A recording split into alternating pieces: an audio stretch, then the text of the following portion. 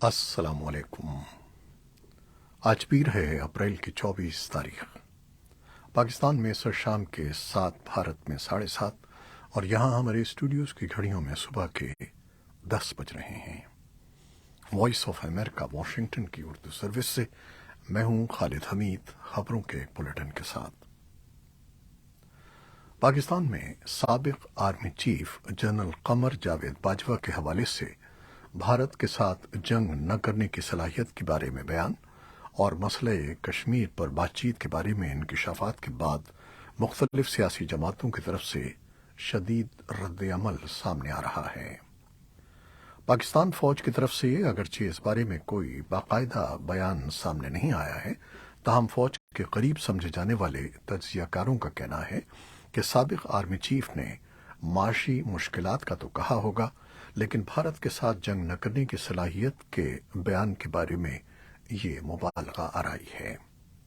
Senior صحافی حامد میر نے کی طرف سے سابق army chief general Qamar Javed Bajwa کی طرف سے کشمیر کے بارے میں دیے گئے بیان کے بعد پاکستان اور بھارت میں ایک نئی بحث شروع ہو گئی ہے، جسے مسئلہ کشمیر کے حوالے سے الزام عائد کیا جا رہا ہے کہ جنرل قمر جاوید باجوہ اور عمران خان کو کشمیر میں نریندر مودی کے 5 اگست سن 2019 کے اقدامات کا پہلے سے علم تھا اور وہ پارلیمان کو اعتماد میں لیے بغیر بھارت کے ساتھ تعلقات بہتر بنانا چاہ رہے تھے۔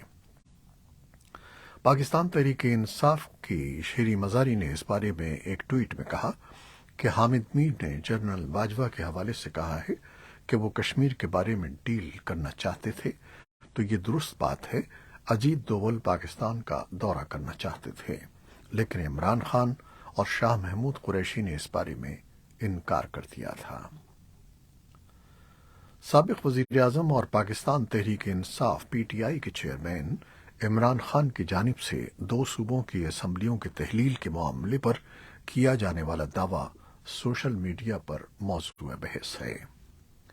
مقامی T V channel ARY news پر اتوار کی شب نشر ہونے والے ایک انٹرویو میں عمران خان نے دعویٰ کیا ہے کہ سابق army chief general Qamar Javed Bajwa کے کہنے پر انہوں نے پنجاب اور خیبر پختونخوا کی حکومتیں تحلیل کی تھیں۔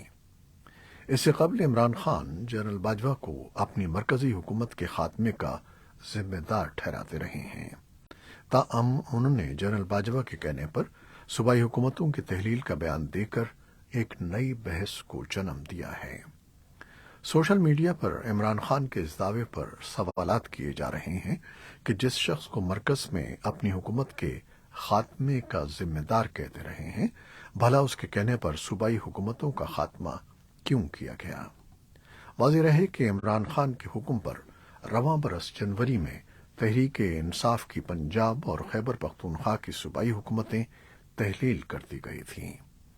اس وقت دونوں صوبوں میں نگراں حکومتیں قائم ہیں، جبکہ سپریم کورٹ نے پنجاب میں انتخابات کے لیے 14 مئی کی تاریخ مقرر کر رکھی ہے۔ افغان طالبان نے دہشت گردی کے لیے داعش کی جانب سے افغانستان کی سرزمین استعمال ہونے کی ایک رپورٹ کو مسترد کر دیا ہے۔ امریکی اخبار واشنگٹن پوسٹ نے ایک رپورٹ میں سوشل میڈیا پلیٹ فارم پر امریکہ کے محکمہ دفاع پینٹاگن کی لیک ہونے والی مبینہ خفیہ دستاویز کے حوالے سے یہ انکشاف کیا تھا۔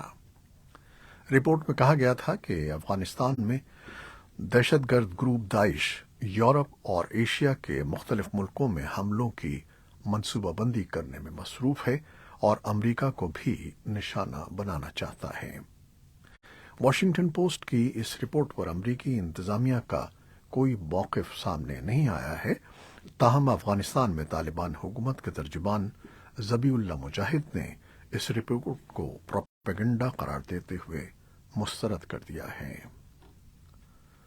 طالبان مخالف سیاستدان، جن میں قومی مزاحمتی محاذ کے رہنما احمد مسعود بھی شامل ہیں، پیر کو ویانا میں 3 روزہ کانفرنس میں شرکت کر رہے ہیں۔ نیشنل فرنٹ نے ایک بیان میں کہا ہے کہ احمد مسعود اتوار کو افغانستان پر دوسری ویانا کانفرنس میں شرکت کے لیے آسٹریا گئے ہیں۔ NRF کا کہنا ہے کہ کانفرنس کا بنیادی مقصد طالبان کے خلاف مخالف سیاسی، سول اور فوجی سرگرم کارکنوں کے درمیان اعتماد سازی کو مضبوط کرنا ہے۔ چین اور بھارت کے درمیان گزشتہ 3 برسوں سے مشرقی لداخ میں جاری فوجی محاذرائی کے خاتمے کے لیے دونوں ملکوں کے اعلیٰ عسکری عہدیداروں کے درمیان ایک مرتبہ پھر مذاکرات ہوئے ہیں۔ دونوں ملکوں کے درمیان کور کمانڈرز کے سطح پر اتوار کو بات چیت کا 18واں دور ہوا، جس میں سرحدی تنازع اور فوجی جھڑپوں کی روک تھام سمیت دیگر امور زیر بحث رہے۔ تاہم دونوں جانب سے اس ملاقات کی تفصیلات جاری نہیں کی گئیں۔ ایل اے سی پر دونوں ملکوں کے فوجیوں کے درمیان متعدد بار جھڑپیں ہو چکی ہیں۔ دونوں ممالک سرحدی کشیدگی کے لیے ایک دوسرے کو مورد الزام ٹھہراتے رہے ہیں۔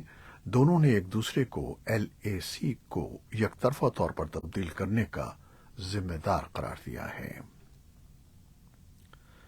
بھارتی ریاست پنجاب کی پولیس نے کہا ہے کہ اس کے زیر حراست علیحدگی پسند رہنما امرت پال سنگھ کو مرکزی حکومت کی ہدایت پر آسام جیل منتقل کر دیا گیا ہے۔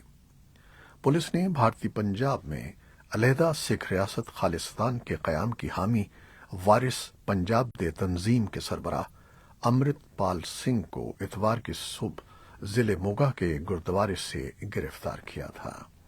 پولیس کو 18 مارچ سے امرت پال سنگھ کی تلاش تھی۔ حکام کا کہنا ہے کہ امرت پال کی آسام منتقلی کا فیصلہ ہریانہ پنجاب کی جیلوں کے باہر احتجاج یا جیل توڑنے کی کسی ممکنہ کوشش کے پیش نظر کیا گیا ہے۔ سوڈان میں فوجی دھڑوں کے درمیان جاری جھڑپوں کے باعث امریکہ سمیت متعدد ممالک کے سفارتی عملے اور شہریوں کا خرطوم سے انخلاء جاری ہے۔ امریکہ نے خرطوم میں اپنا سفارت خانہ بند کر دیا ہے اور اتوار کو چینوک ہیلی کاپٹرز کے ذریعے اپنے سفارتی عملے سمیت لگ بھگ 100 افراد کو سوڈان سے نکال لیا ہے۔ اس کے علاوہ برطانیہ، فرانس، نیدرلینڈ، جرمنی، کینیڈا اور ترکیہ سمیت متعدد ممالک خرطوم سے اپنے شہریوں اور سفارتکاروں کا انخلاء کر رہے ہیں۔ جنگ بندی کی کوششوں میں ناکامی کے بعد متعدد ممالک نے انخلاء کا آغاز کر دیا تھا اور یہ سلسلہ پیر کے روز بھی جاری رہا۔ ادھر خرطوم میں سعودی سفارت خانے نے اپنے ایک بیان میں بتایا ہے کہ رائل سعودی نیول فورس کی مدد سے سعودی اور دیگر دوست ممالک کے شہریوں کو سوڈان سے بحفاظت منتقل کر دیا گیا ہے۔ ان شہریوں میں 91 پاکستانی بھی شامل ہیں۔ انتقال اقتدار کے تنازع پر سوڈان میں گزشتہ 9 روز سے جاری جھڑپوں میں اب تک 400 سے زائد افراد ہلاک ہو چکے ہیں۔ امریکہ میں بڑے پیمانے پر ہونے والی فائرنگ کے ہلاکت خیز واقعات میں ہلاکتوں کے ریکارڈ قائم ہو رہے ہیں۔ رواں سال اب تک لگ بھگ ہر ہفتے فائرنگ کا ایک ہلاکت خیز واقعہ رپورٹ ہوا ہے۔ رواں سال کے 111 دنوں میں پیش آنے والے 17 ہلاکت خیز واقعات میں 85 افراد ہلاک ہو چکے ہیں، جبکہ ہر واقعے میں حملہ آوروں نے جدید اسلحہ استعمال کیا ہے۔ خیال رہے کہ صرف سن 2009 وہ برس تھا جب اتنے ہی کم عرصے میں کم ترین واقعات پیش آئے تھے۔ خبر رساں ادارے associated press, U S A today اور امریکہ کی نارتھ ایسٹرن یونیورسٹی کے تعاون سے مرتب کردہ ڈیٹا بیس کے مطابق سن 2006 سے اب تک 2842 افراد فائرنگ کے ہلاکت خیز واقعات میں مارے جا چکے ہیں۔ واضح رہے کہ اس ڈیٹا بیس میں کسی واقعے میں 4 یا اس سے زیادہ اموات کو ہلاکت خیز واقعہ قرار دیا گیا ہے۔ امریکہ میں رواں سال بڑھتے ہوئے فائرنگ کے واقعات کی تعداد میں حیران کن اضافہ ہوا ہے، جو کہ مرتب کردہ اعداد و شمار کے مطابق امریکہ میں ہر 7ویں دن فائرنگ کا ایک واقعہ پیش آ رہا ہے۔ یہ اعداد و شمار تو لگ بھگ 2 دہائیوں سے مرتب کیے جا رہے ہیں، تاہم جب سے انہیں ترتیب دیا جا رہا ہے ان میں رواں سال کے اعداد و شمار سب سے زیادہ دکھائی دیتے ہیں۔ ایرانی نژاد امریکی شہری عماد شرگی کی ایون جیل میں قید کو 5 برس گزر گئے ہیں۔ ایسے میں ایران کے لیے امریکی خصوصی ایلچی رابرٹ میلے نے اتوار کو ان کی فوری رہائی کا مطالبہ کیا۔ رابرٹ میلے نے کہا کہ ایرانی حکام نے شارگی کو جعلی الزامات کے تحت گرفتار کیا ہے اور غلط طریقے سے حراست میں رکھا ہوا ہے۔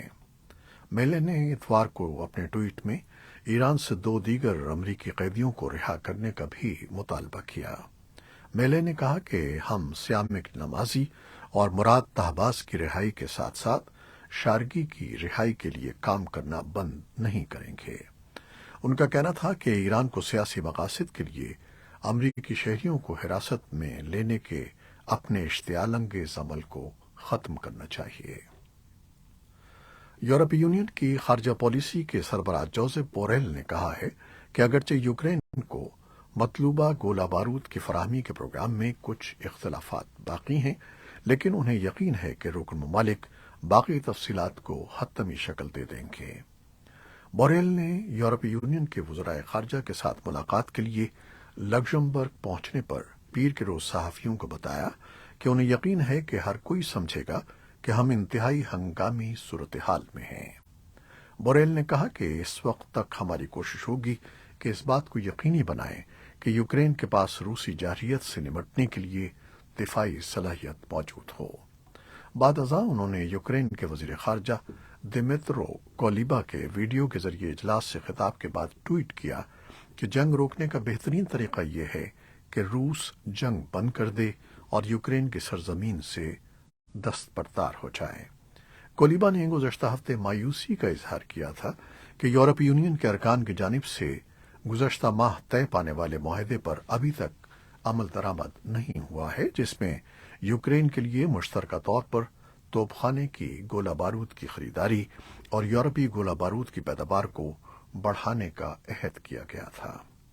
روس اور یوکرین نے اتوار کے روز جنگ زدہ شہر باخموت میں کامیابی کے دعوے کیے ہیں۔